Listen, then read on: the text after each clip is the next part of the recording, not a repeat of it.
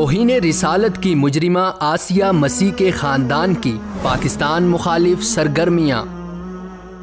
توہین رسالت کی مجرمہ آسیہ مسیح کی فیملی ان دنوں برطانیہ کے دورے پر ہے۔ اس دورے کے دوران آسیہ مسیح کی فیملی اور عیسائی NGOs پاکستان مخالف سرگرمیاں کر رہی ہیں۔ آسیہ مسیح کی بیٹی الشام اور شوہر عاشق مسیح نے پاکستان کو عیسائیوں کے لیے خطرناک ملک قرار دیتے ہوئے کہا کہ آسیہ مسیح سمیت ان کے خاندان کے لیے پاکستان محفوظ ملک نہیں ہے۔ توہین رسالت کی مجرمہ آسیہ مسیح کے خاندان کو برطانیہ کا دورہ دنیا بھر میں عیسائیت کی تبلیغ کرنے والی تنظیم ایڈ ٹو چرچ انڈیڈ کروا رہی ہے۔ یہ تنظیم آسیہ مسیح کے خاندان کو برطانیہ کے مختلف چرچوں میں لے جا کر پاکستان کو شدت پسند اقلیتوں کے لیے غیر محفوظ ملک کے طور پر پیش کر رہی ہے۔ اس تنظیم نے اپنی ویب سائٹ پر آسیہ مسیح کی رہائی اور ان کے خاندان کی مدد کے لیے دنیا بھر کے عیسائیوں سے چندے کی اپیل بھی کر رکھی ہے۔ دنیا میں عیسائی مشنری کے لیے کام کرنے والی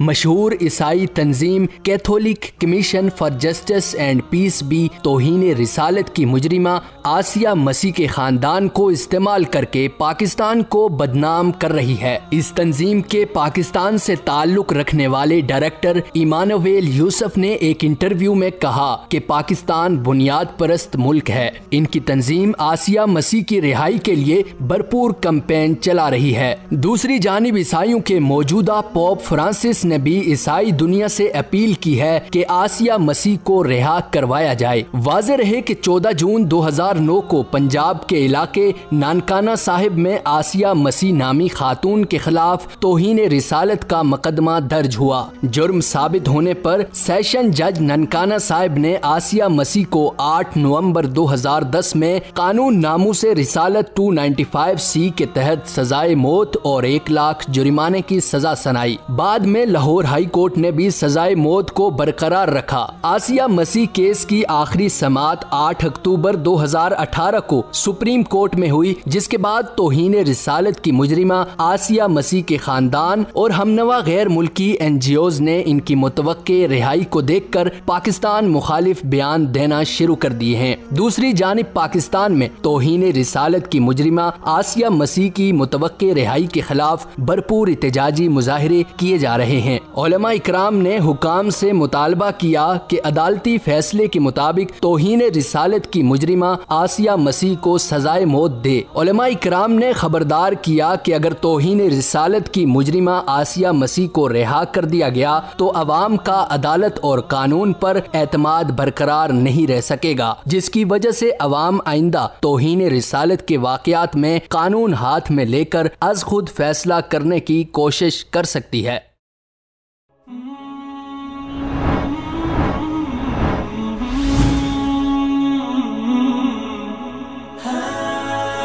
دنیائے اردو کا درخشاں ستارہ وصال اردو۔